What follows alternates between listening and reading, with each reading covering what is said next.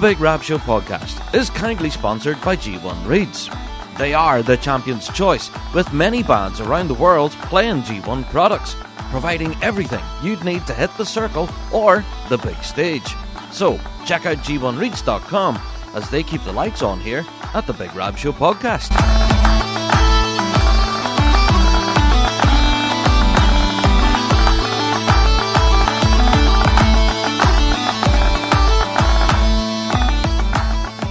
Hello there, everyone, and welcome to another Big Rab Show podcast. Yes, another week has whistled round in the bagpiping world, and we're back again. Yeah, I don't know, you can nearly set your watch by it, can't you? Yeah, we're here every single week. Well, before we get into everything with this week's show and our Meet the Band and everything, we've got a lot of ground to cover, as we promised last night on Fuse, and we're going to do our best to get into all of it. But before we do, let's go through our introductions, shall we?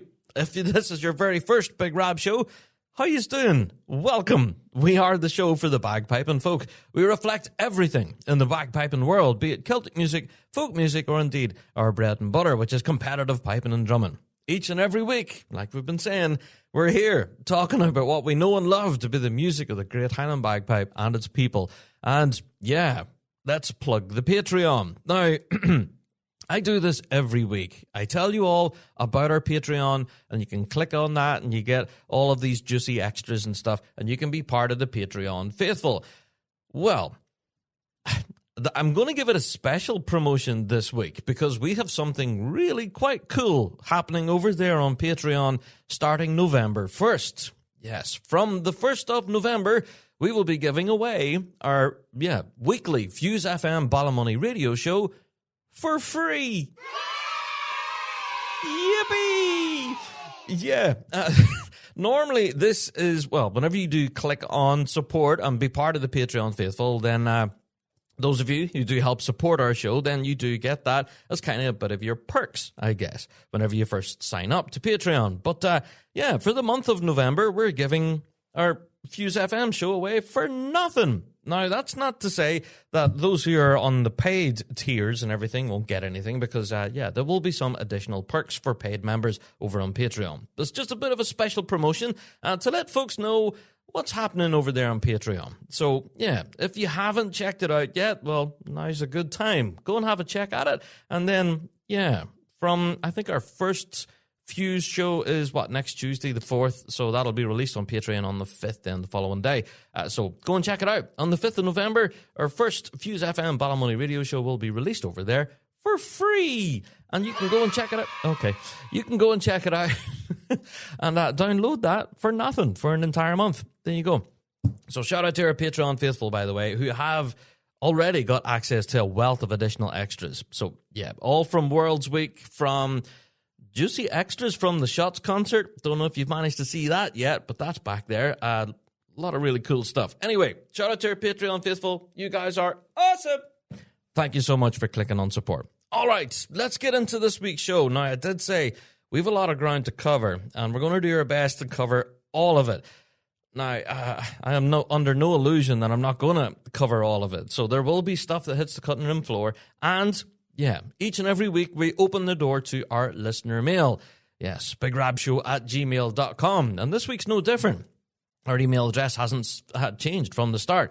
bigrabshow@gmail.com. So if there is anything that we do neglect to mention on the show here, please do get in contact with us. And we'll bring it to a future show.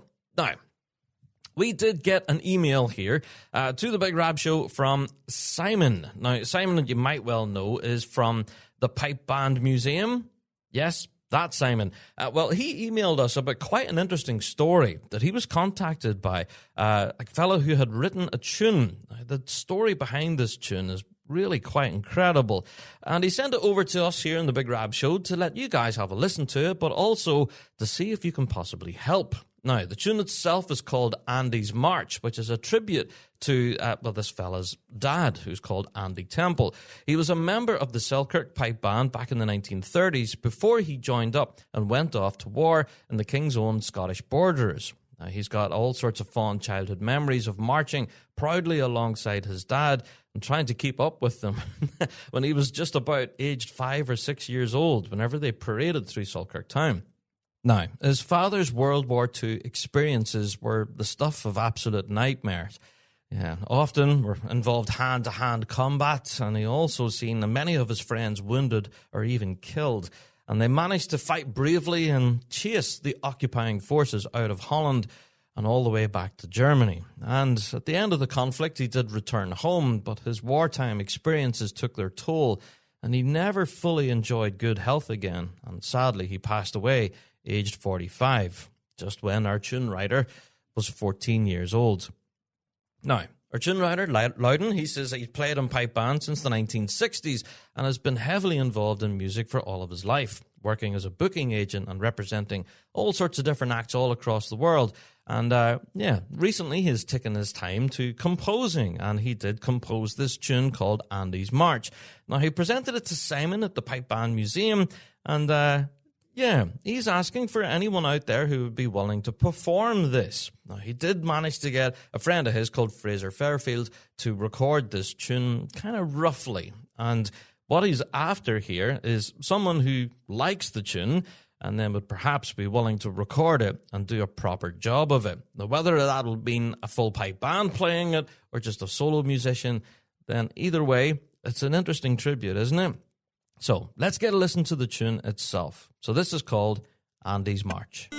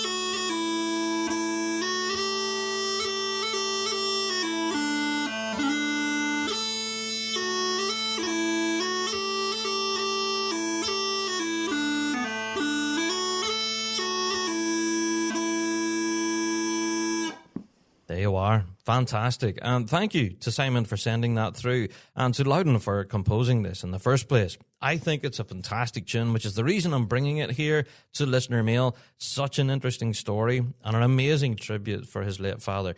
So if anyone out there has enjoyed that tune, thinks it's catchy, but even like to attempt recording it and doing it, justice, well, get in contact with us. bigrabshow@gmail.com, or even you can contact Simon direct at the Pipe Band Museum. I'm sure we'll put you in contact with the composer direct, and hopefully, we will see this tune see the light of day, perhaps in a pipe band scenario, or, as I mentioned, even a soloist, or an arranger for that matter. I think it's a really quite cool march and a very fitting tribute.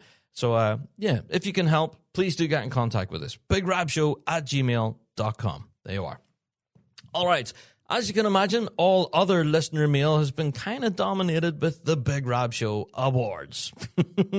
Now, I am aware that everyone is still furiously voting right now, so I'm not going to let the cat out of the bag and spoil it and tell you who's won. But, Saturday, November 1st, sees the closing of the vote for the Big Rab Show Awards. Whoa, that music returns again.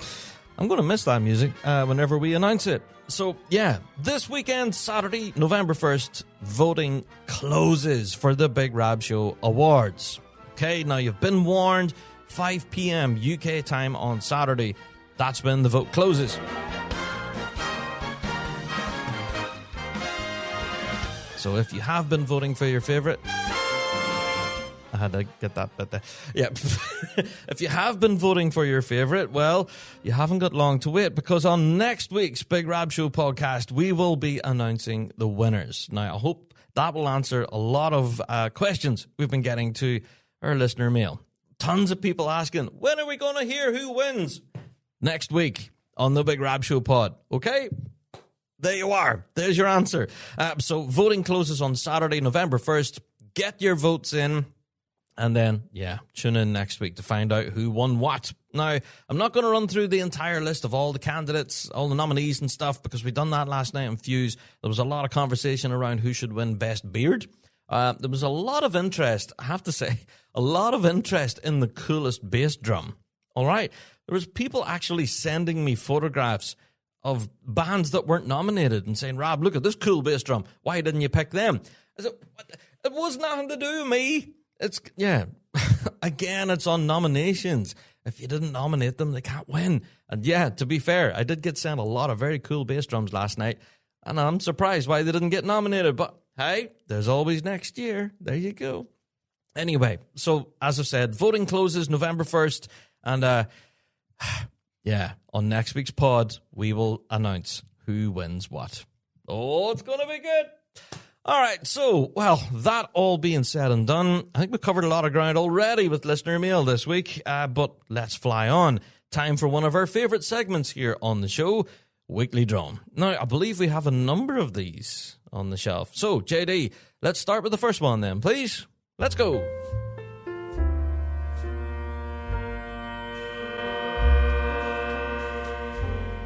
It's the Weekly Drone. The irony. Rab, I saw a document this week proposing a motion to cap players and bands. The ironic thing was that the person who submitted this motion was the same person who not too long ago had a band that looked like the massed pipes and drums of the Edinburgh military tattoo. They had no regard for smaller bands in their area who could have benefited from the surplus players they held onto. But now that it fits their agenda, we're to sit up and listen? Player capping won't help. Already, we have seen bands like Field Marshal, St. Lawrence O'Toole, Shots, etc. reduce the pipe corps numbers to 26, as 26 pipers means 78 drones to set. That's a lot of work. And remember the year at the Worlds when one of the overseas Grade 1 bands had like 32 pipers? Crazy. Around 18 is the optimum. How many Grade 1 bands have had more than 22 pipers on the grass? Not many. How many Grade 2 bands had more than 20? Not many. The issue is lack of credible leading drummers. I admire their attempt to try and shake things up, but I really don't see it working or indeed being agreed.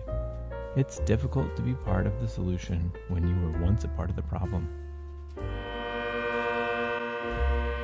Oh my, Weekly Droner. Now, as for whatever that document is that you're talking about there, I have no idea. I don't think many people have seen any documents floating around talking about a possible number cap. However, I am aware that a lot of branches are having their general meetings right now, and then, of course, yeah, after that comes the big AGM early next year, when motions and stuff like that get put forward by bands and their branches, and then it all gets put up for debate. And will we see a debate for a possible number cap? I don't know. It's quite possible, especially looking at the conversation that's been around the scene this last while, with everything that happened with Closkelt and Johnstone. Would a number cap have helped in that situation? I'm not sure. I don't know. But you are quite right in saying that pipe bands do seem to have reached like a natural ceiling. There has been those bands that have, potentially tried to push that envelope, with squeezing more players into the circle. And in some cases it worked and in some it didn't. It is a double-edged sword. We have spoke about this before. The more players you introduce to that circle, yes, the bigger the sound, the bigger the presentation, but also the bigger the challenge. That's more people to keep coordinated, tuned, and on track. Do you know what I mean? So more pipers, more drummers, more problems, I guess.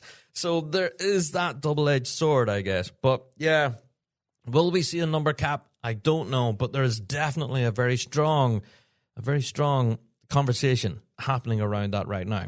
Now, what you did say there in your weekly drone that really piqued my interest was the availability of credible leading drummers. So, credible leading drummers? I'm not quite sure what you mean by credible. Now, I know from being a lead tipper myself that it's a very difficult job.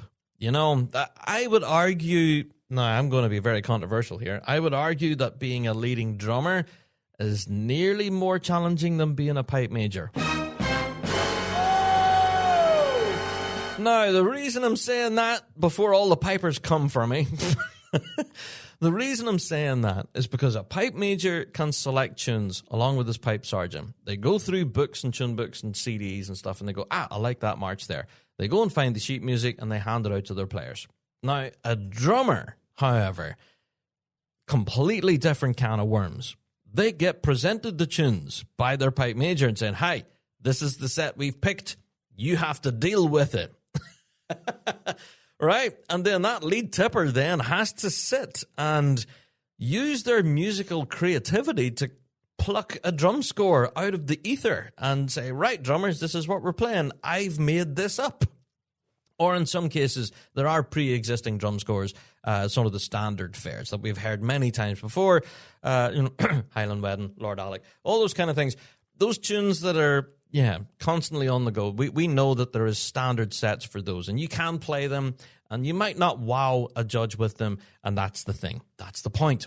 Being a leading tipper, I would argue, is a lot more challenging, especially whenever it comes to that musical creativity part. There are some lead tippers that just make it look effortless, and they can produce folders upon folders upon folders of drum scores, and just it pours out of them. And for others, it can be a real struggle. I know for me, I always seem to get stuck on Strathspey. Don't know what it is. I could do a jig, a reel, a hornpipe, and march, everything, not a problem. I could write scores for all of those.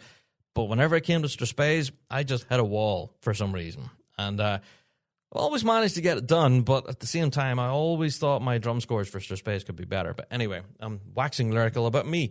But that's been my experience, and perhaps whenever people are thinking about taking up the leadership of a drum corps, there's a lot more to consider there. There's the man management skills, absolutely, but you have to be a very, very competent musician in your own right and be able to have that creative element in you to have, to create drum scores. Perhaps you've been a member of a drum corps all your days, and now suddenly you're being told, right, you're the guy that's writing all the stuff. That's a huge uptick there. So, quite a challenge. And perhaps that's why we haven't seen quite the uptick for leading drummers in Grade 1. It's a big job, that. Anyway, very interesting weekly drone. Thank you, weekly droner, and to JD for recording it. But I believe we have more on the shelf, JD. Let's get into the next one.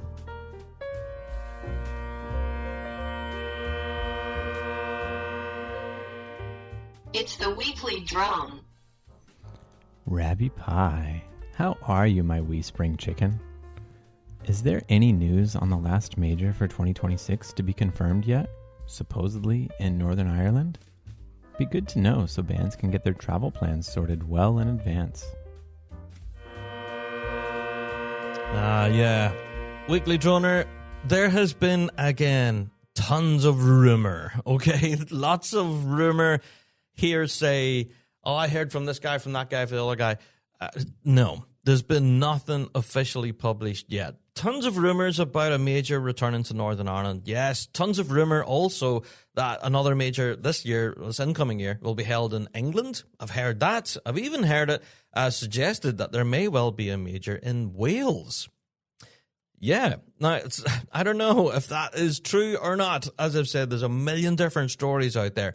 But yes, I do agree with your point. This is what? We're now in the mouth of November, and a lot of our calendar hasn't really been officially announced yet. There's tons of little suggestions that this might be happening, that might be happening.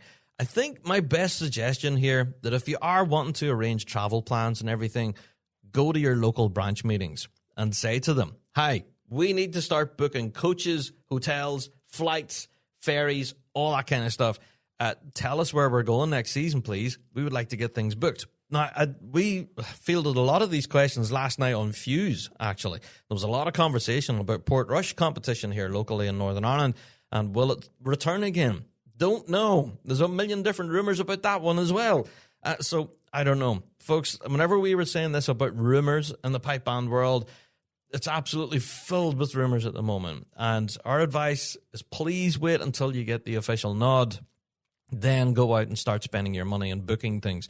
Now, I know a lot of people have already went out and booked stuff based on those rumours. Do so at your own risk, okay? That's all I'm going to say. Do so at your own risk. And if it happens that the competition is happening somewhere else and you lose your money, well, I don't know. Can I stand back and say I told you so?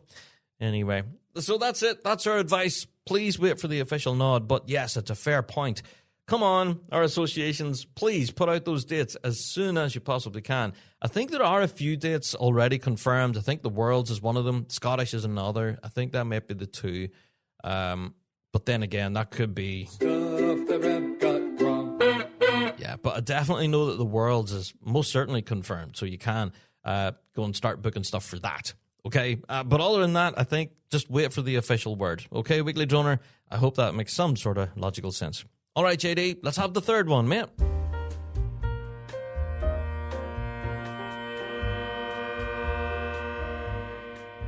It's the weekly drone. Rab, when you look at the drum corps in a band when they're in the circle, the sporins are all over the place. Some on the right hip, some on the right cheek, some even on the left cheek, and yet others in the middle. Then, if any are in the same place, some are higher up on the body than others. Why do the drummers bother with a sporin at all whilst competing? Is it compulsory? Because they are uneven, even in the top flight bands. Do dress judges even care or comment? Not sure. The way to make them even is to not wear them at all.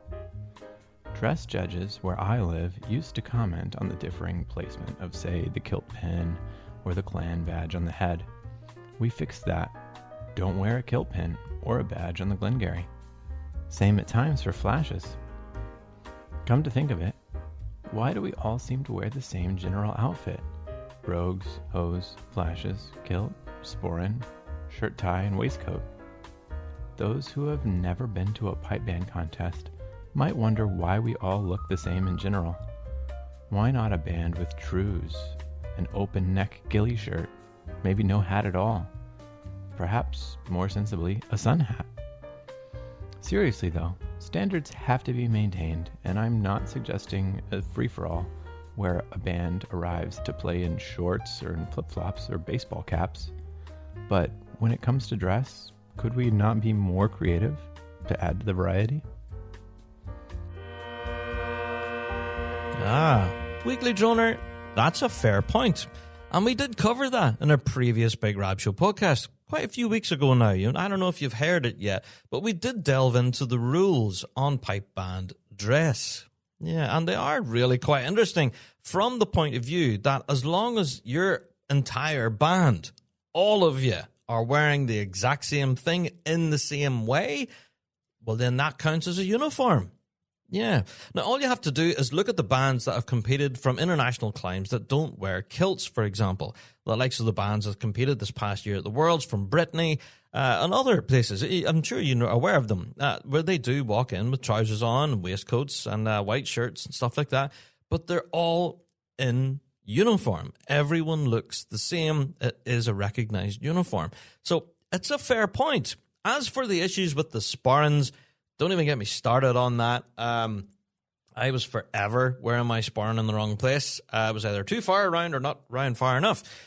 So, yeah, should drummers wear sporrans? Yes, absolutely. I think if pipers are wearing them, drummers should wear them too. It is part of the uniform.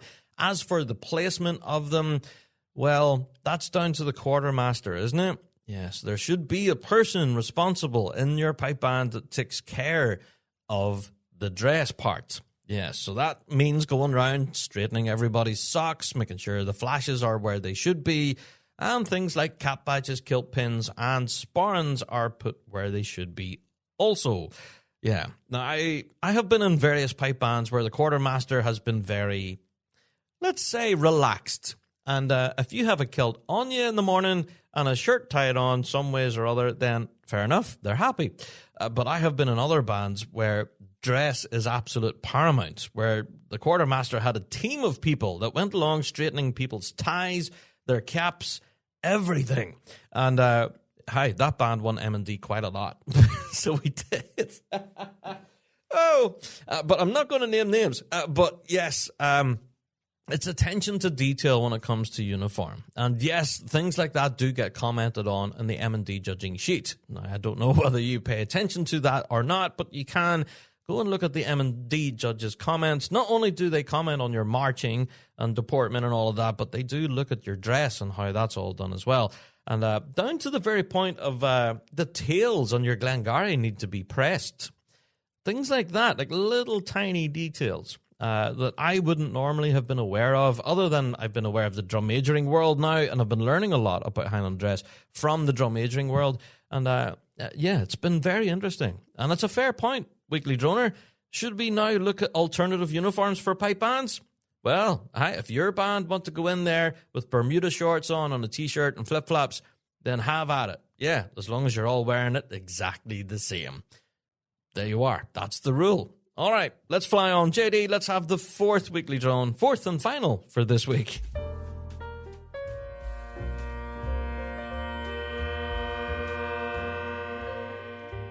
It's the weekly drone. Blind judging. The idea behind blind judging depends on one key factor. The judges don't know who they're listening to. That might have been possible decades ago, but in the top grades today, it's not. The entire system falls apart if any judge has heard even one band play their set before entering the circle that day. It would be near impossible to find 16 judges of a high enough standard to judge grade 1 at the Worlds who haven't heard any of those bands play any of their sets in advance. Even then, you'd expect a grade 1 judge would be able to identify most of the bands just by style alone. So, unless we go down the route of removing all individuality from the art and having set sets for each competition, blind judging is a non-starter for me. Yeah, Weekly Droner. Now, this one harkens back to quite a few weeks ago.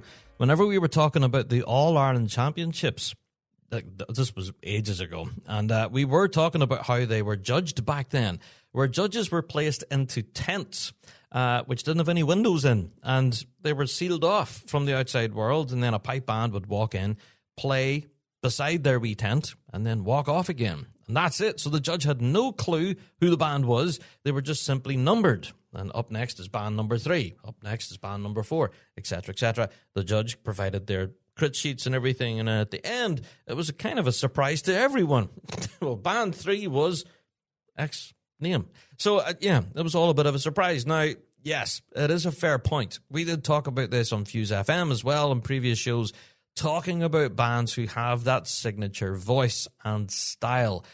I would argue that pretty much every bagpiping fan, if they were to sit and listen to 3 medley selections from grade 1, they would be able to correctly identify at least one of those medleys as belonging to a particular band. All right? I think the bands now in grade 1 have developed their voice so much now to a certain point that you can absolutely listen to grade 1 with your eyes closed and you know exactly who's in the circle. And yeah, it's also a fair point to make that a lot of our grade 1 judges will have probably seen previous performances from that band this season. So blind judging, I do agree. It would be a non-runner for our potential season coming in. I don't think it would be feasible. And I don't know. Just impossible. If anything, I would challenge you out there to do this. All right? Now, I've already done it myself, and unfortunately, I got it normally within the first tune. Just put Spotify or whatever your music service of choice is, put on a World Championship CD, all right? And then hit shuffle or something, okay? And then challenge yourself. Make notes and say, right, band number 1, who is it? Band number 2, who is it? And do that for like half a dozen bands and then see how many you get right. You'd be surprised how many you will actually guess. Yeah. So have a bit of fun with that. Let me know how you get on. Unfortunately, I did do it with 6 bands and I got 6 out of 6. But hi, that's just me. I'm not sad. Or maybe I'm not that sad. Anyway, I enjoyed it. That was a bit of fun. And yeah, maybe we'll play that game on Fuse some night. That was a bit of fun. All right, there you go. So let me know your results on that one. bigrabshow@gmail.com. Let me know how many bands you can correctly identify out of a run of 6. That'll be a bit of fun for you. All right, folks, I think that's pretty much it for all the introductions, and that's it for Weekly Drone this week. If you do want to send us in your own Weekly Drones, of course you can. Go to our website, thebigrabshow.com. There's a big button at the top of the page that says Weekly Drone. It's bright red. You can't miss it. So you can click on that and then, yeah, type us in all of your thoughts, feelings, stories, all of that, warts and all. It's an open microphone to the bagpiping world. And yeah, we'll bring it to a future episode of the show. There you are. All right, covered a lot of ground already, but yeah, we have to get into all the news and updates now. So I'm going to take myself a wee break at this point, but I'll be right back after this. Ever wish you had a piping teacher on call 24/7? Well, now you do. Introducing the Interactive Player, a game-changing new practice tool at Dojo University. Play along with world champion pipers while the notes on your sheet music light up in time. Loop tricky phrases, slow down tough sections, zoom in to focus, and build speed automatically. It's like having a teacher right in your practice room, showing you how to master every tune at your own pace. So, sign up for a free trial today at pipersdojo.com and start learning smarter with Dojo U's Interactive Player.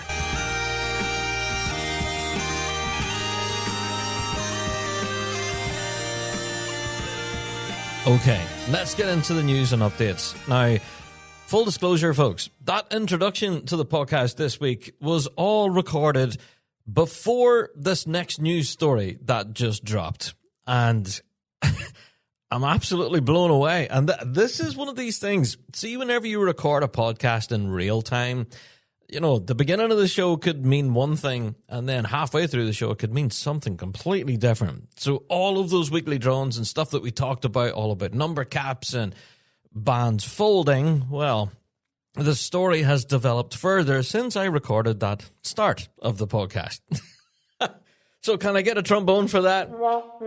Yeah, but that's the beauty of recording podcasts live as they happen. So yeah, this is a Wednesday, and we do our best to keep up to date with the news as it happens. And it does seem to be that Wednesday is quite a common day for news stories in the piping scene. So that happens sometimes. Whenever we start recording, news stories break. And what am I even talking about? We need to talk about the Vale of Atholl Pipe Band. Yeah, now there's a name for a pipe band. I never thought I would be reading a story like this. Yes, we got an official statement from the Vale of Atholl Pipe Band, which is never a good sign. And whenever it starts with, "It is with deep regret," then I didn't want to read any more. And the amount of people that sent me this link today to the official statement and everything, and then the outcry that there's been online, especially on social media, has just been intense to deal with, I think. Now, what am I talking about? What is this deep regret? Well, the band have announced that, the Vale of Atholl Grade 2 competitive pipe band will be disbanding with immediate effect. Yeah. Now, this whole statement, let's go through it in detail. It says that the decision has not been made lightly, but follows a period of reflection and consideration of both internal and external factors that have made it no longer possible to continue as a competitive Grade 2 unit. Now, that little paragraph there, internal and external factors, was quoted. Now, that sounds very familiar, doesn't it? Yes, I think such a thing was listed on the Clos Celt statement, and I think it was sort of alluded to as well in Johnstone. So, what's going on? Let's fly on with the rest of the statement. It says, we would like to express our sincere thanks to all those who have been part of the Grade 2 band, past and present, for their dedication, commitment, and musicianship over the years. Now, you would think that's where the end of the story is, but it goes on. Pipe Major Jamie Faulkner has also announced his resignation, stating that it's with a heavy heart that I resign my position as Pipe Major, and it has been one of my greatest honours to take on and achieve success with such a great group. I wish the band and the organisation nothing but success for the future. Whew. Yikes. Carrying on and reading the rest of the statement as it sits, it says, while this marks a sad chapter for the Vale of Atholl organisation, we move forward with optimism and focus on the future. Our newly promoted Grade 3B band, yes, we were talking about them a few shows ago, they will continue to represent the Vale with pride and passion. And we have also been working to rebuild and strengthen our learner and youth development program to support the next generation of pipers and drummers. We would like to thank all supporters, families, and friends for their ongoing encouragement, and we look forward to sharing the next steps of our journey with you in due course. Signed, the Vale of Atholl Pipe Band. So there's two parts to this story. Number one, the Grade 2 Vale of Atholl Pipe Band is gone. That's it. They've officially pulled the plug. And part two of the story is that their Pipe Major, Jamie, has stepped down from the role as PM. So, the only band that really does continue and exist now as far as the Vale of Atholl organisation is their newly promoted Grade 3B band. So, similar to Johnstone, they do still have a name in the game. They're not completely gone from the competitive world, but this is a huge loss for the piping scene, I would argue.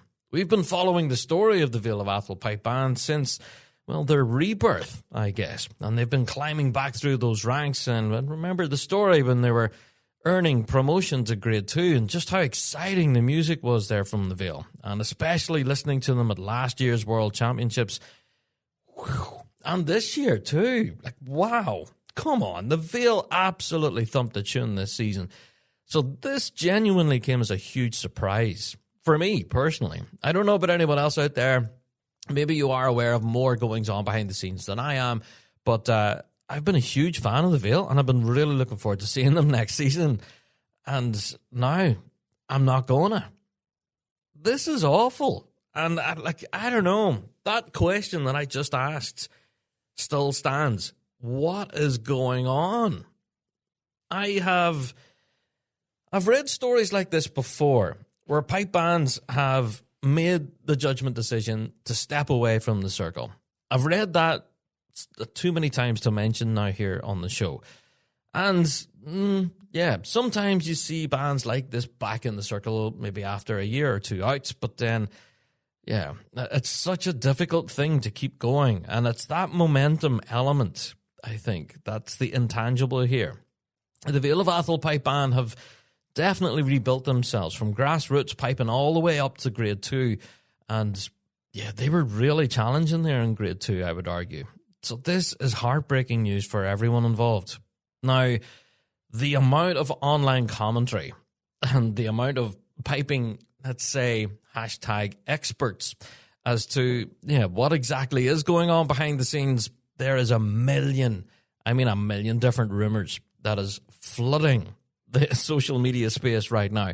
And until we actually hear proper statements from the bands or the people involved themselves, then that's when we'll talk about it. Okay?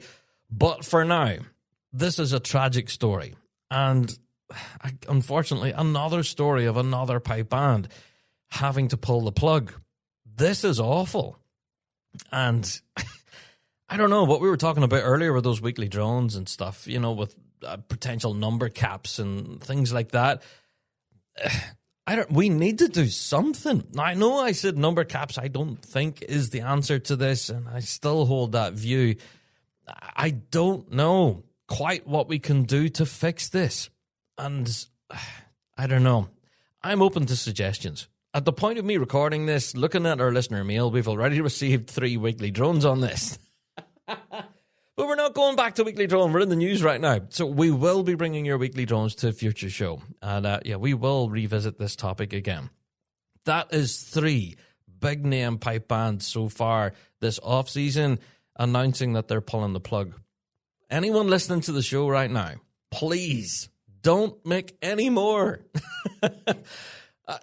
We're in this to support the scene, and we want to see more people in that circle competing, not less. So, I don't know. With the demise of these 3 incredible pipe bands, where does that leave our scene? Where are we now? Like, where are all these players going to go? And what happens next? I don't know. There's so many questions with this. And I don't know. It's such a sad day for Vale of Atholl fans. I'm definitely one of them. If anything, when I was taking that little short break there and I read this news, I was absolutely bowled over. And the first thing I did is I put on some Vale of Atholl pipe band. Yeah. Some Live and Well, and I don't know. I hope that you should do the same. You know, go and revisit the music of the Vale of Atholl and go and listen to some old recordings. That band, I don't know, it's going to be sorely, sorely missed from the circle this incoming season. So my heart goes out to everyone there at the Vale. Condolences to all of you. This is awful news. And I'm hoping that's the last I'm going to read a story like this on the show. All right? So if you're listening right now and you're possibly thinking, will we try and keep it going or pull the plug? Well, Big Rab says, Dunny, pull the plug. Keep her lit. Keep her going. By hook or by crook. Yeah. Oh, I don't know. Let's fly on. Time for another news story. But yikes, that's a bad one, isn't it? Oh. All right. Well, going from a negative news story, let's go for something a bit more cheery, shall we? Let's talk about the Glenfiddich. What a competition that was. For those of you who did manage to either attend it in person or tune in online and catch all the action, you were in for an absolute treat. I don't see the Glenfiddich competition every year. It never disappoints. But one thing I've noticed with the Glenfiddich is that it does seem to get better. Now, that could just be me. You know, I don't know. I've only really been really intensely getting into solo bagpiping over this last 2-3 years, maybe. Perhaps as I've been learning piping myself, I've been having a bit more of a vested interest. But, the Pibra competition was something else. And these guys just make it look effortless. And I know it's anything but, you know what I mean? But, the Pibra competition in the morning was outstanding. But the MSR, come on. I don't know what to say. That's my review. For this year's Glenfiddich Championship is just, come on. All right, there you go. So, of course, by now you've probably already seen it. Yeah, Pipe Major Stuart Little picked up the title. Well done, Stuart. I'll give you a round of applause. There you are. What a year it's been for Pipe Major Stuart Little, you know? With picking up the Worlds, of course, with Inverary. And here he is now, picking up his 4th Glenfiddich title. Wow. I don't know. It's kind of poetic in a way because this is Stuart's 4th Glenfiddich, but he also picked up Inverary's 4th World Championship win. Was it meant to be? I don't know. You can argue that. But let's go through the results then, first of all, shall we? Starting with the Pibroch competition. Well, winning the Pibroch on the day was Alan Bevan. Yes, he won that playing the Daughter's Lament. And if you haven't watched it, you missed a treat. In second place was Nick Hudson. In third then was Stuart Little. In fourth was Callum Beaumont. And in fifth was Brodie Watson-Massey. Yeah. Now, Brodie's Pibroch, actually, I really enjoyed, which was Lord Lovett's Lament. That was beautiful. So, anyway, that's the Pibroch competition. That's your top 5. Moving on to the MSR then. Winning that was Callum Beaumont. Yes, in second then was Stuart Little. Third was Finlay Johnson. Fourth was Nick Hudson. And fifth was Alan Bevan. So for those of you doing your sums at home, yes, mathematically, Stuart came out on top. There you are. Now, see, whenever the results were being given out, you could hear a pin drop in Blair Castle. It was, I've never heard piping fans so quiet in my life. It was, intense. And, when you seen people going up and picking up the envelopes and stuff and shaking hands and all the rest and then walking back to the back of the hall, you could see everyone kind of going through the mathematics in their head. They're going, all right, okay, so Alan won the P-Brick, Nick came second, Stuart came third, Callum fourth. You could tell everyone was going through it. Right, okay, mathematically, who's won it? And then they put everybody out of their misery. And Stuart come out on top. So, I don't know, what a fantastic competition. So, hey, shout out to the National Piping Centre who organised the online live stream for this.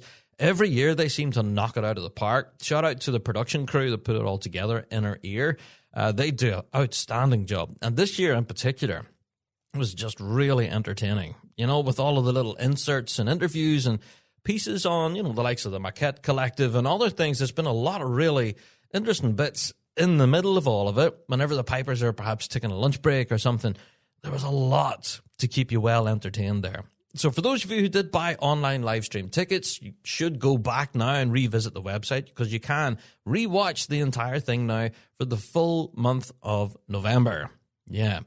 And I've already watched it back already.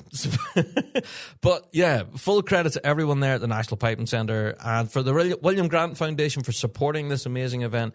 Thank you all for making this possible. It was thoroughly entertaining. And I've even seen some video clips and stuff from the after party from the Glenfiddich. And there was some legendary tunes played on that as well. I'm not going to say anything else other than perhaps there might have been a few drams had by the stage that the videos were filmed. But it was a lot of fun. It seemed to be everyone had the best crack there at Blair Castle.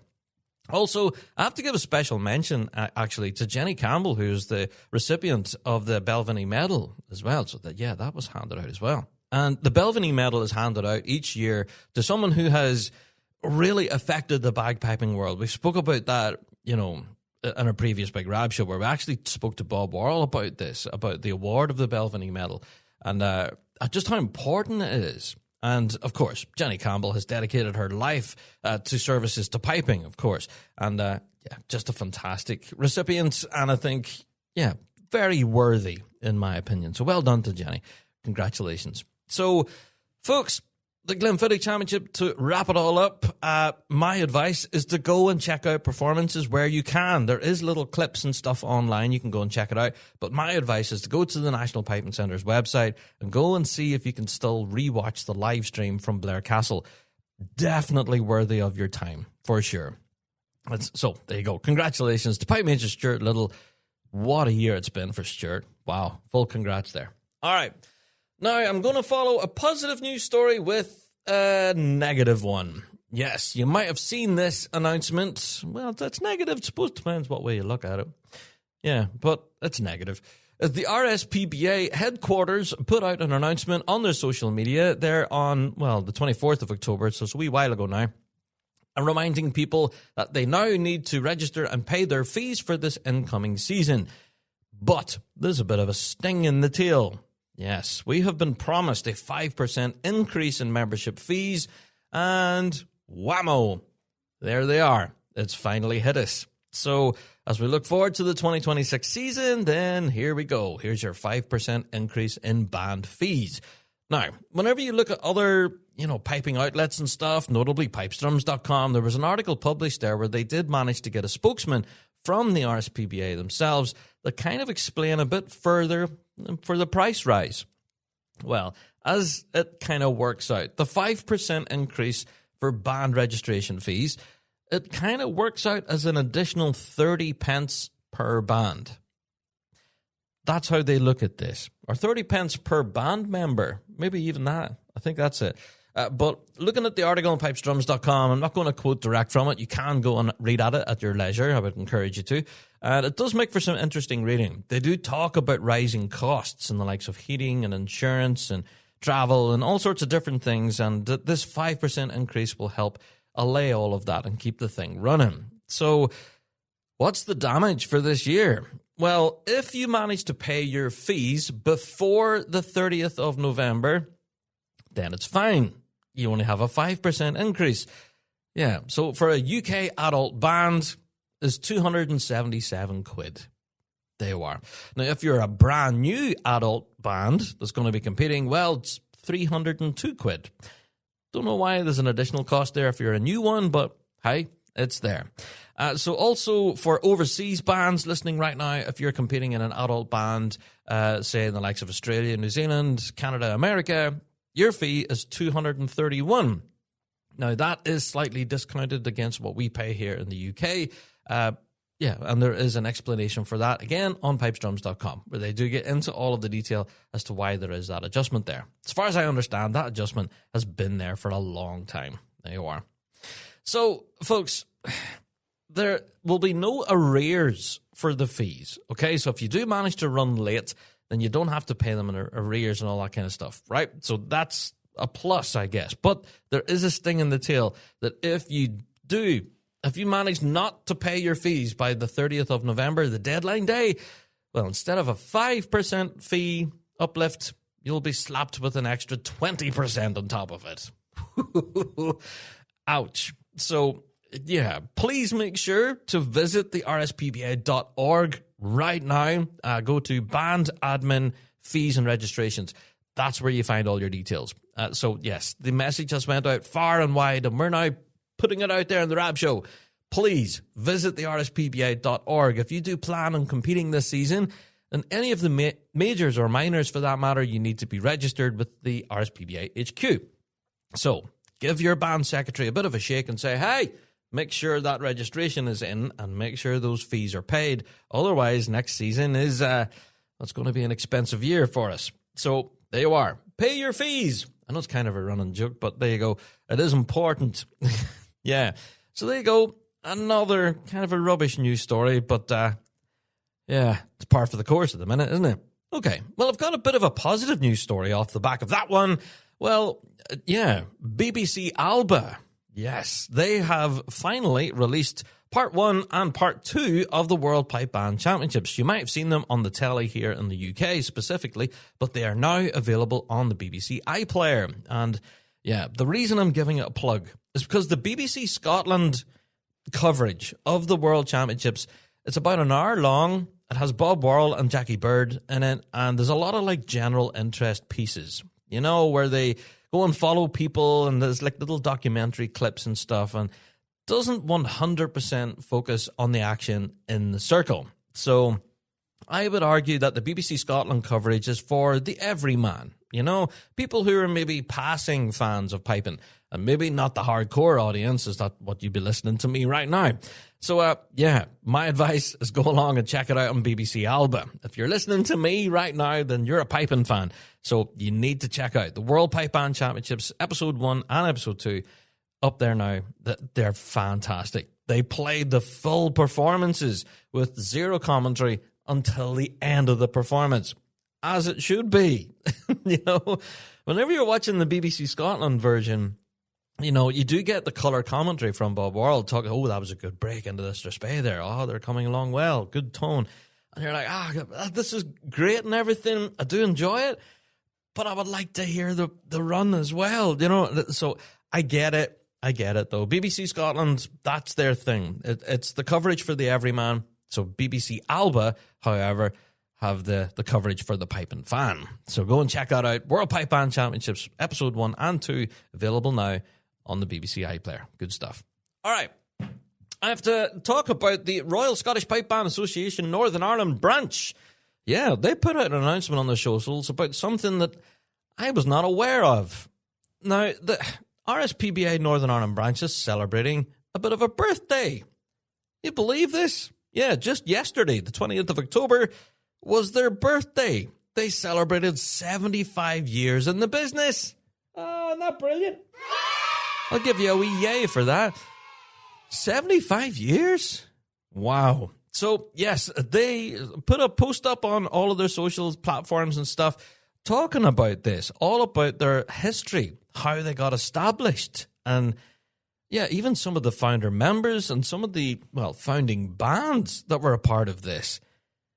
Wow, I was absolutely fascinated. Now, a lot of the bands that they quoted in here who were some of the first members of the association, they're still out there. They're still competing right now. So you would think, 75 years on, a lot of these bands won't exist. But yeah, Balnahinch Pipe Band, Ballycohen, Sydenham Pipe Band, I'm not aware of them anymore. Warringsford, I'm not sure if they're still competing.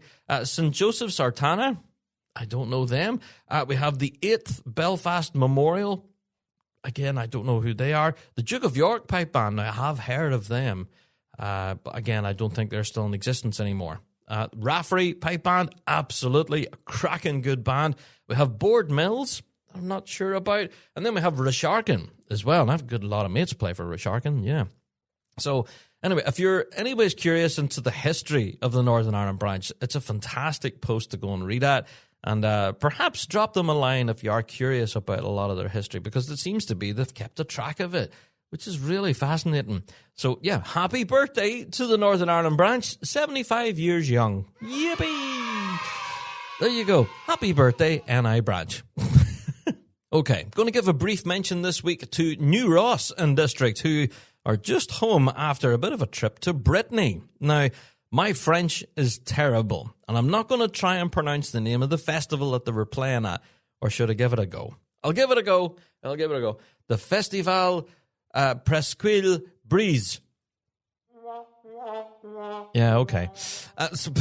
Yeah, New Ross and District were there for the 10th anniversary of this festival, and yeah, they were playing at parades and concerts and showcases. Brilliant to see New Ross and District there. And of course, their drum major as well. Yeah, Lewis Anderson. Fantastic to see the guys there. Yeah, thumping out some big tunes. And the crowds at this, man, was insane. So the festival seemed to be massive. And yeah, their 10th anniversary was celebrated in style. So yeah, shout out to New Ross and District. If you are curious, by the way, you can go and check them out on their social media, where they've published all sorts of great videos and photos and clips and stuff for you to enjoy from the Festival Presqu'île Brise. Chippers are rab, that's terrible. Stuff the Rab got wrong. Yeah, I know. I didn't pronounce it incorrectly on purpose, but hey, there you go. Okay, looking a little bit more international now. Well, specifically to New Zealand, where, of course, their competition season will be opening in the next few months. Well, we got an announcement that was really quite exciting. One of the bigger competitions there in New Zealand, in Palmerston North to be specific, is the Jenny Mayer Highland Square Day. And they've finally announced the date. Yes, the 13th of December. There you go. Now, the action from this competition in previous years has been absolutely blistering. I can't tell you some of the music that has been played this past year. 2024 was an absolute treat. So I'm really looking forward to this incoming year, and I am hoping on hope that there will be some sort of video or live stream coverage from it. No idea. I guess we'll have to wait and see on that front. But for more details, you can go and have a check on the Manawatu Scottish Society, and they will be keeping you updated with everything to do with the Jenny Mayer Highland Square Day. So that's exciting. 13th of December. Yeah, there you go. Just as our season is kind of ramped down here in the UK, well, it certainly ramps up down under, doesn't it? Oh, brilliant. Okay, before I get any further, I do want to talk about the Livy Invitational Solos. Yes, this event is just around the corner, actually. The 22nd of November will be held in Dean's Bowling Club in Livingston in Scotland. Now, this event rolls around every year, and thanks to Jim Baxter and his backroom team there, they managed to raise a ton of money for charity every year. Now, yeah, the reason we're talking about it is the lineup has been announced, so let's run through it briefly here, shall we? First of all, we have Darren Brown from Inverary, we have Holly Chalmers from Shotts, Les Galbraith from the Sky, Glasgow Sky. We have Conor Lawler from St. Lawrence, we have Clay Glory from Uddingston, Cam Lawson from Inverary, Tommy McAndrew from SFU, we have Ewan McDonald from the Boggies, Kerr McQuillan, our current world champion, for the Boggies, of course. Then we have Daniel Mulcahy from St. Lawrence Tool. Then we have Finn Murphy, St. Lawrence Tool, Chloe Taylor from Shotts and Dyket. And that's your full lineup. Now, I don't know. For anyone who's seen the action from the Livy Invitationals, you know you're in for a treat with this one because you get your traditional competitive drumming, all right? I can't remember if it's a hornpipe jig or if it's MSR.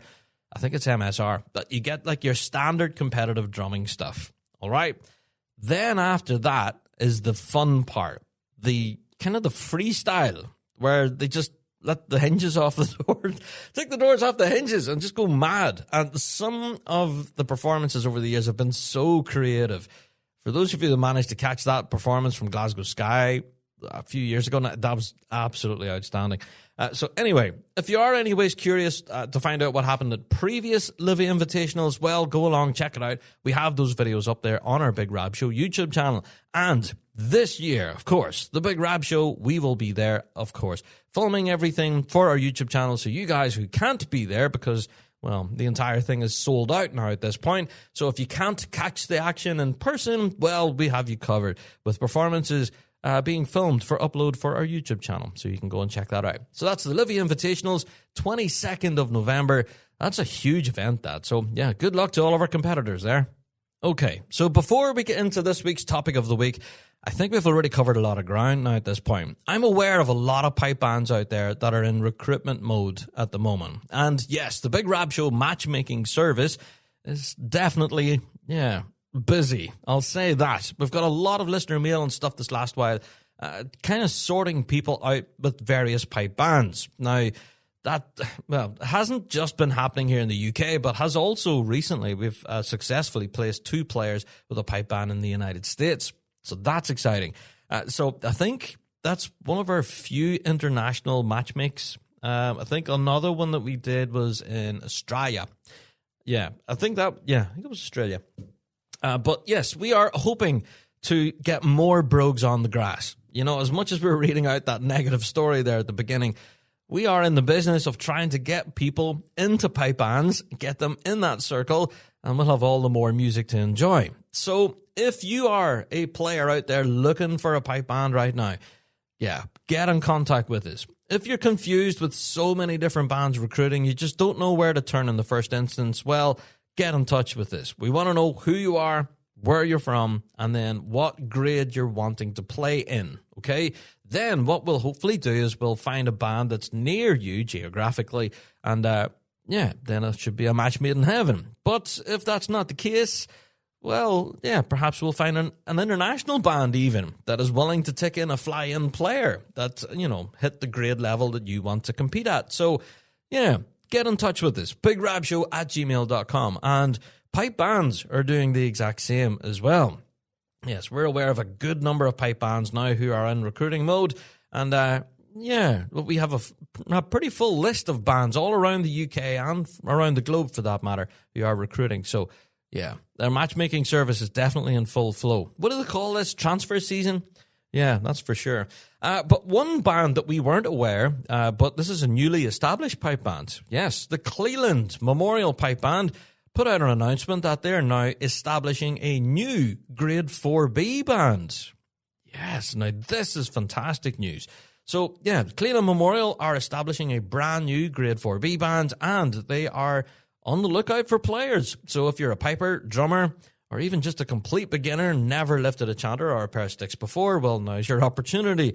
If you do want to go and compete with the mighty Clelands, well, contact them on their socials and they'd love to hear from you. Of course, their Pipe Major, Caldwell Hamilton, has also give out his mobile number on that social media page, so you can ring him, drop him a text, say, "Hey, Caldy, I want to come and play with you." So there you go. Give the Cleland Memorial a bit of a shout there. There you go. And there is loads of other bands, actually, that are recruiting at the minute. And we'll do our best to update our records, and our matchmaking service will continue. Yeah. Oh, there's another story, actually. Just before I go, shout out to the Toronto Police Pipe Band in Grade 2. Yes, who've appointed a brand new lead tipper. Yes. Welcome to Toronto Police, Harvey Dawson. Woo! Of course, you might recognize that name from Peel. Yeah, there you go. So, shout out to Toronto Police Pipe Band and the appointment of their new lead tipper, Harvey. Really excited to see what it's going to bring there. That's great news. So, always love to hear it when people are joining pipe bands instead of leaving them. So, there you go. Shout out to Harvey and to the folks there at Toronto Police. That's really exciting appointment there.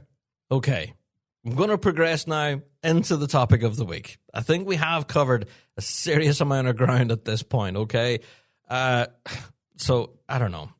The conclusion for the news and updates this week, of course, there's stuff that hit the cutting room floor.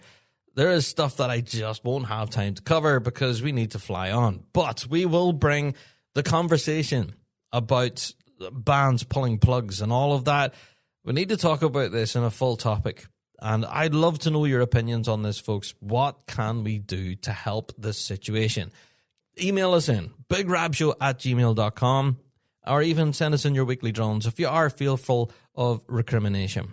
And I don't know if there is any one thing we can do to solve this.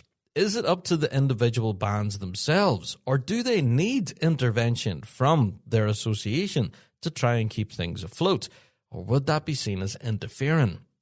It's a fair question and a difficult one to answer. So, folks, I'm going to leave you with that question before we get into what is quite an interesting conversation here as we find out all about Altnaveigh Memorial. Yeah, looking forward to this. So, I think it's time for me to go and get myself a big cup of tea, and I'll be right back with the topic of the week.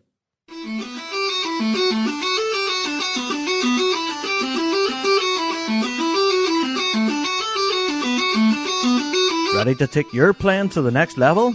Say hello to the ES Session Chanter, the ultimate practice chanter designed for versatility and durability. Crafted from stainless steel and aluminium, the chanter comes equipped for both an A stem and a B flat stem, giving you the freedom to play along with any instrument, anytime, anywhere. Whether at a band practice or a trad session, the ES Session Chanter keeps pace with your creativity. Included with the chanter is the custom carbon carry case, the perfect addition to this compact and tactile instrument. To get yours, head to essessionchanter.co.uk.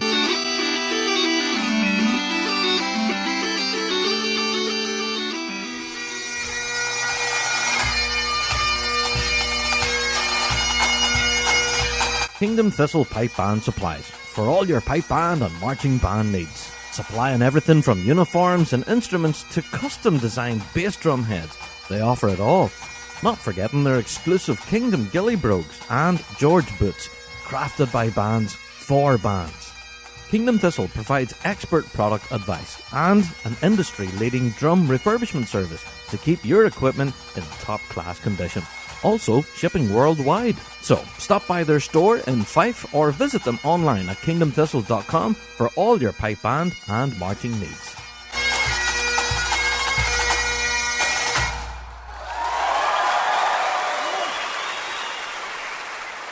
Hello, this is Kerr McQuillan and you're listening to the Big Rab Show. Yes, indeed. Time for topic of the week. Now, I have to say that cup of tea was well received at this point. Well, if you are managing to stick with this at this point, well, you're going to be in for a treat. This week's topic of the week, we are meeting the band again. And yeah, I've been really enjoying these. Like, if you managed to catch last week's with North Stratton, that was a lot of fun. Yeah, and even like before that, we had the City of Plymouth Pipe Band. Yeah, I'm really enjoying these, catching up with pipe bands and hearing the story behind what makes them tick. Sometimes we see a lot of these bands in the circle. We don't really get a full appreciation for the story that is behind them and what brings them there. Yeah. Now, we've also had Meet the Bands with Uddingston Strathclyde, St. Joseph's Clondalkin, and we have got a number of ones to come up here in the future. So, yeah, stay tuned whenever there's future Meet the Bands to happen. But this week, we're focusing on Altnaveigh Memorial. I managed to catch up with their Pipe Major, David Hanna, to hear the full story about Altnaveigh, as to how they all got started, where they are now, and what their plans are for the future. So, let's catch up with David, and let's meet the band, Altnaveigh Memorial. David, how are you? You well? Not too bad, Rob. Still here, still piping away. No, that's well. Here, there is no better man to talk about the band. He has quite a storied history. Yeah, Altnaveigh Memorial seems to have been around for a long time now. How long has the band been up and running? It'll be effectively 80 years old next year, Rob, from it first started. Wow, there you go. So, how did the band get started? What was its origin? Its origin, there's a number of bands, coincidentally or otherwise, seem to all come out of post-war. Whenever the war was over, 1946, 47, you found these pipe bands coming along. So Altnaveigh, the guys in Altnaveigh, it was a lodge band, and they went out this year and with their flute band as usual. They come home, and for some reason there was a unanimous decision, or almost unanimous, that they were going to have a pipe band. Good And a couple idea. of the older hands weren't that impressed, but they went along with it. There you are, yeah. That's when it started. And from there, the rest is history, yeah. So do you know the details of any of the founding members? Any of those names still ring through even till today? Yes, well, there's actually one of the founder members still alive. One of the pipers still alive. He's about 98 years of age, I and see. a man called Billy McCulloch. He was actually part of the writing of the book and the story of the band, because he had all the old stuff in his head, very very clear Mm, mind, and he was I think he might have been the original secretary of the band. He was right. one of the original pipers in the band. But the one that the name that'll come to your listeners' Mhm. attention would have been Tommy Robinson, because Tommy Yes, Robinson, he was a founder piper in the band at 14 years of age. there you are. So great musician, as you know. Yeah. And Tommy turned up to the practice. Somebody said about this pipe band was starting up, and Tommy arrived up at the practice looking to get started, and he was he was knee high to a duck, a young lad. And this, Pipe Major Linus took a look at him and said, "Oh, he's far too young." And anyway, he turned up the next week again, and the next week, and after 3 weeks or so, they said, "Well, sure, give him a practice chanter, sure. What harm could it do, you know?" So Tommy went away, and about a fortnight or 3 weeks' time, he was back able to play some of the stuff that the other guys were struggling with. So he Wow. obviously had the talent, you know. Absolutely. Yeah. No, it's a name that'll ring true for a lot of folk in the piping scene here, particularly in Northern Ireland. Yeah, I know that name quite well for sure. So you did mention a book there, and well, thankfully you've sent me a copy of this. So Altnaveigh Memorial Pipe Band, the book. So can you tell us about the production behind this? What was the thrust behind it, I guess? Yeah. The trust was that when the band was sort of 70 years of age, Hmm. and we decided we need to get some of this information written down before it was lost. And a lot of homes had some of the photographs, as you will know from the book. Some of them are right back at the very very start, and those photographs were going to be lost forever, because if anything had happened to any of those people, the older people, nobody would have knew that they even existed, or they wouldn't have known who was what. Yeah. So we it was a bit of a journey to do that, but it was great fun. And there was we recorded the name of every single player, drummer, piper, drum majors that ever performed with the band. We recorded them all, and we left nobody out. That's it, and I have to say that is quite a list. There's been some amazing musicians have come through Altnaveigh Memorial. So some of the names that stand out to me, obviously, the Coffey family have been through there, yeah, and yourself, David, and the Hannas and everything. So there's been quite a number of quite high-profile musicians have made its way through Altnaveigh. That'd be right. Yeah, some great exponents of the drumming as well. Mm, Jackie Brown would have been with Seven Towers. He would have been with Sydenham before that. That family, the Browns. This is very interesting and very important to maybe to mention this, hmm. Rob. The Brown family were caretakers of the Orange Hall, I see. and yeah, and the father and the mother and the children and the lads were all growing up in the surroundings of the pipe band, so it was natural that they would join it and start to be involved in the pipe band world.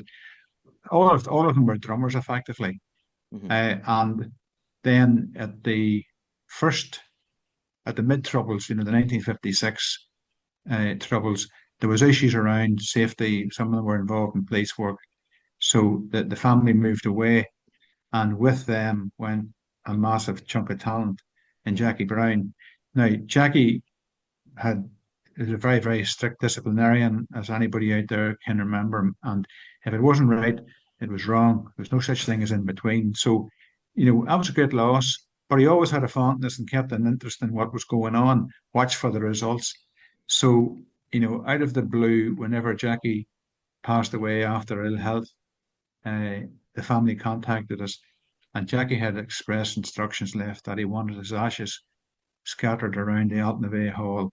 Oh my goodness! Wow! So, what a story! Wow! And that's amazing, David. Yeah. yeah. Wow! What a legacy. Mm-hmm.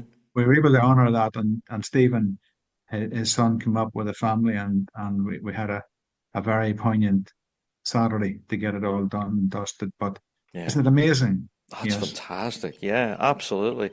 Now, so you mentioned going through the troubles and everything, and Altnaveigh Pipe Band, like many bands here in Northern Ireland, have been through difficult times, the likes of the troubles and stuff. And Altnaveigh are, one of those bands that, didn't remain untouched, I'm sure. There's been some experiences over those years that have been quite difficult for the band. Well, the problem we had, Rob, was that our hall that we practiced in was right on the edge and of areas that there was a lot of hostility and a lot of attacks in the hall, and attacks in cars as well. So the hall became a bit of a fortress. There was reinforcements and steel and all sorts of stuff, doors and windows. And whenever I joined the band, Mrs. Graham was the caretaker, and she came in and she had the fire all lit for everybody and maybe a cup of tea for you and a biscuit. And that once the height of the troubles happened, and you couldn't have a caretaker in the hall, it became cold and not a very pleasant place to get to. So we kept it going there for a number of years up until about 1972, and then we had to move out of the hall, and we effectively became nomads. So we were practicing in Bestbrook. Bestbrook Hall made us available and made us welcome, and the St. Patrick's Church, St. Mary and St. Patrick's Church of Ireland in Uri, they give us access to the Women's Institute's rooms. Right. So we did feel a wee bit like nomads. You were traveling around. I'm no fixed abode, for a long time. Sort of homeless for a little bit, really. Yeah, bouncing around. Yeah. There you are. So the strength is the people, Rob. The strength is always the people. That's what I was going to say. So from that experience, though, it brought the band together, I think, and the camaraderie with Altnaveigh is something that I definitely make note of. When I see you guys out in the grass, yeah. So you think it's all kind of stemmed from those difficult days? Well, because as you said earlier, there was a number of families. There was families involvement there, and as long as the family doesn't fall out, they're pretty strong people to have around you, and everybody, shoulder to the wheel. So some of the, if you could argue that some of the troubles, I don't want to talk about troubles all the time, but some of the incidents and the circumstances actually galvanized, the band, and they kept going through thick and thin, and there was some very, very thin days, I can tell you. Yeah, that's it. Yeah. But the music was always the focus, though, and some of the performances from Altnaveigh over the years have been iconic. I'm going to say, that's a big word to use, but some of the music that band has produced, especially, I'm going to argue this. We spoke about this before we recorded this, but back in the early 2000s, I done battle with Altnaveigh. I was the lead tipper of the Quinn Memorial back then in the early 2000s, and I believe you were PM at that time, David, isn't that right? PM, yes, indeed. Oh, those were some good times. It was back and forward, so it was for a while. Yeah, I suppose you have a lot of happy memories from back then, David. Oh, absolutely. Nip and tuck, Rob. And Harold, your PM, and us, we had head-to-heads, and it was first or second, and first. And Richard Coffey, of course, was a great lead stroke, great lead tip for the band. Personal friend of mine, and great man for rhythms and stuff. So we were lucky that we had some really good people, and we had some dedicated pipers, and bass sections over the years. We had we had a bass drummer called Smith, and Cecil Smith was a musician. He was a dance band drummer. Right. So he knew rhythm inside out. It just ran out of him, and you had people like that. That you could always rely upon. But the 2002 band were champions, in Scotland, Yeah. Dunoon, the world's Scottish, the European, and it was a fantastic experience for the young people, especially in the band. Absolutely, yeah. And during that time, I learned a lot from Richard during that time. I really admired his musical approach to the music. I would have been always thinking it's all about the technicality for drummers. I always got locked into that, but Richard was like, no, allow the music to breathe, let the drum sit back for a bit. I learned a lot from that time. So, yeah, I know that's a personal anecdote, but that's my experience of competing against Altnaveigh. Yeah, no, well, thanks Yeah. very much, Rob. I do appreciate that. I really do. And Richard, of course, always said that drummers were to complement the musical performance of Aye. the band, and Hmm. that was born out in the early days of Montgomery because he had taught Gordon Parks, and Gordon has obviously on many Yeah. occasions paid tribute to him. So, when you have people like that coming into your band, it's a good start, isn't it? Oh, absolutely. Yeah. So, well, obviously our tenure with competing against each other, but, the band has had other big achievements throughout its history. Has there been any that jump out to you as been quite notable? Well, we won the Ulster in grade three back in Newcastle one year. We were a very, very good band that day, and we had we had a good run in the later we had to rebuild again. As you know, you would understand this, and so would your listeners. A pipe band, I must have been involved in building maybe eight pipe bands at Altnaveigh, eight Altnaveigh bands, if you know what I mean, Yeah. over the decades. And you have a purple patch. What you got to recognize in the pipe band world is when you're lucky to have enough of the players coming together at the one time. I call that a purple patch. You've got to make hay whenever you've got that because it'll not always be there.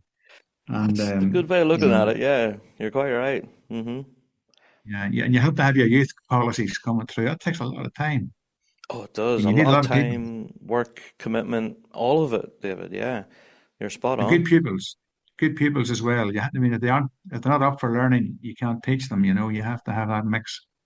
That's it as well. Yeah. So Altnaveigh, right now, currently are still battling away now in that circle. So how are you looking forward to this incoming season? How are things?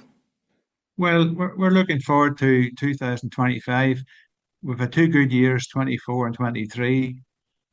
We did well on the home turf, and we're very close to getting maybe a really, world champion last year Yeah. in grade 4B, but there's a bit of stiff opposition in there, and that's still stiff competition in 2025. But I think we're a better band because people evolve and get better and they mature Yeah. and they get more confident. There's a lot of us to do with confidence, of course. That's it as well. Getting the ground under the brogues. Exactly. Yeah. Getting the miles in. Yeah, and we have Kenny Stewart. Some of the guys have a lot of experience over the years, and John Ferguson. One of the things we try to do in Altnaveigh, I think it's worth mentioning because we try to keep a camera. You talked about camaraderie.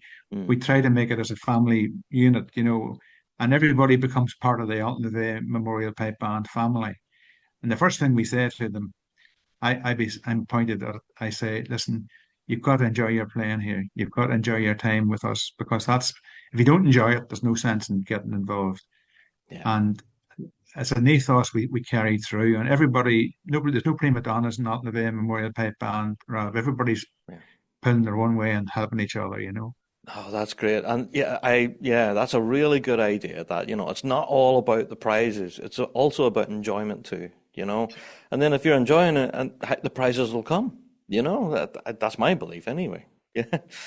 There you are. So Well, yes. you never know. You never You know what mentioned, the season brings. yeah, yeah. Well, I'd like to do things again. Like we had the band in Alden Basin. Uh, Mm, we were actually part of the catalyst to make it to having the European Championships in Alden Basin in 2023. I see. I like Yeah. to think that was something that we could take a wee bit of kudos out of it, a bit of pride. And we had a really good band at that time as well. Some of the lads from Bessbrook, really good Yeah. guys. Desi Muirhead and Colin Moffat and Jeffrey Moffat and, Mm, those were good players, solid players around us, you know. Oh, there you go. No, Good times. Absolutely. It's a band with a storied history, and you now have a book available and you can go and read it all. Absolutely. But now you're going to be celebrating 80 years in the business next year. So have you any plans that you can I don't know, spoiler? Have you any big celebrations coming up? Well, what we're looking to do, which is a good target to have to work towards, we have lost family through cancer. A lot of people has, one way or another. It affects everybody, as you know. Yeah. And we had postponed a concert, for a few times because it was logistical issues. Yes. And we're looking towards next March to maybe have a good concert. And that's if the band does well this year, Rob, then the practice towards that concert in March in 26 will set them up well for 2026 year. There you are, yeah. So, you get a double whammy out of it all, Brilliant. Yeah, well, I'll look forward to that, David. And as soon as we hear more details on that, folks, we'll certainly let you know. Yeah. David, thank you so much for chatting to us about Altnaveigh.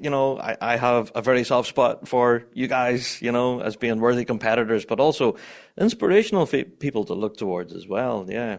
So I'm sure a lot of people will be paying attention to your music this season. One thing, if I can say, Rob, just whenever your listeners are on, I'm in record regularly as having said that there's a lot of goodwill out there towards Altnaveigh Memorial Pipe Band.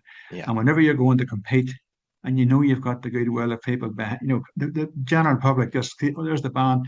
And if you get a prize, they're over the moon for you. That means an awful lot for me and for the players in Altnaveigh Memorial Pipe Band. Oh, absolutely. And I've seen evidence of that support. Absolutely. Yeah. Getting cheered off the park on some occasions has been brilliant. Yeah. So there you go. David, thank you so much for joining us on the show this week. And best of luck to everyone there in Altnaveigh this incoming season. Thank you so much. My pleasure, Rob. Take good care. Thank you. Thank you very much. There you are. A huge thank you to David for joining us on the show this week and telling us all the story of Altnaveigh Memorial Pipe Band. Now, as you can imagine, that was recorded pretty much at the start of the season, so we're only really getting around to it now. And what a season Altnaveigh had this year. Finishing third, of course, at the World Championships from 4A. What a year. Altnaveigh Memorial were really thumping a big tune this year, so yeah, definitely a band to be watching now this incoming year in 2026, of course, with exciting plans for this upcoming concert as well in March next year. So looking forward to that. Yeah. Well, as I say, huge thanks to David and to everyone there at the Altnaveigh Memorial Pipe Band. Keep up the great work. We'll be definitely looking forward to seeing you on the grass next year. So yeah, we'll be getting big cheers from all of those people who are keen to see you doing well. Absolutely. Well, folks, that's it for another Big Rab Show podcast. Thank you all for downloading this week and each and every week. And here, don't forget to tell your mates about our wee show, about what we're doing over here, talking about what we know and love to be the music of the Great Highland Bagpipe and its people. Yeah. And don't forget, Big Rab Show Awards. The voting closes on Saturday. Yes, Saturday, 1st of November at 5 p.m. UK time, voting will close, just to remind you. And next week's podcast, we will be announcing our Big Rab Show Award winners. So that's going to be an exciting episode, that. Whoa! Looking forward to it. All right, folks, that's it. As always, don't forget to check out the Patreon. We do have our very special promotion happening next week on that one, so it's a good time to get signed up. We'll be giving away our Fuse FM Ballymoney radio show free every week for a full month, so go and check that out. All right, that's me. I'm out the door. Thank you all for downloading, and I will see you all in the next one. Until then, all the best.